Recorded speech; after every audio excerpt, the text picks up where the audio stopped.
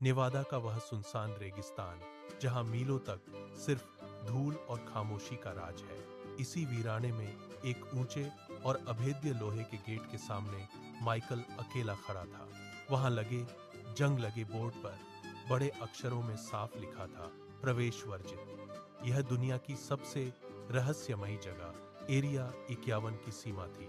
1947 के रोसवेल हादसे के बाद से ही यह बंजर जमीन पूरी दुनिया के लिए एक अनसुलझी पहेली बनी हुई है। माइकल की सांसें तेज थीं। वह जानता था कि इस गेट के पार कदम रखने का मतलब क्या है। हवा में ठिठुरन बढ़ रही थी। माइकल ने कांपते हाथों से अपनी भारी दूरबीन उठाई और दूर क्षितिज की ओर देखना शुरू किया। रात का अंधेरा घना था, लेकिन उसकी आंखें कुछ असाधारण तलाश रही थी।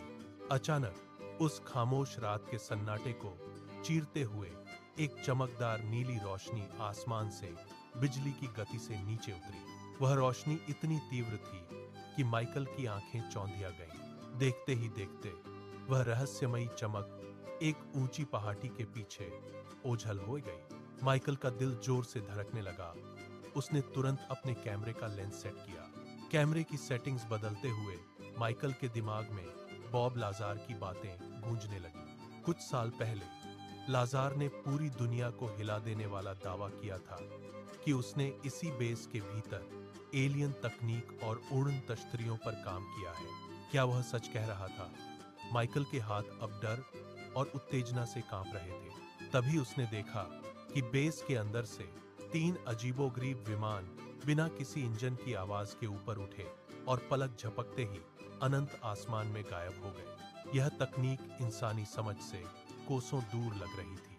सरकार हमेशा इन्हें गुप्त सैन्य परीक्षण या मौसम के गुब्बारे बताती आई है, लेकिन माइकल ने जो देखा था वह किसी भी ज्ञात विमान या भौतिकी के नियमों से मेल नहीं खाता था। उस नीली रोशनी की रफ्तार और बिना आवाज के गायब होने की क्षमता अविश्वसनीय थी।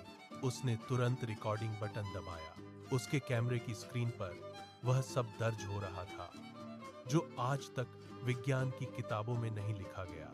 वह एक ऐसे राज का गवाह बन रहा था जिसे दशकों से छिपाया गया था।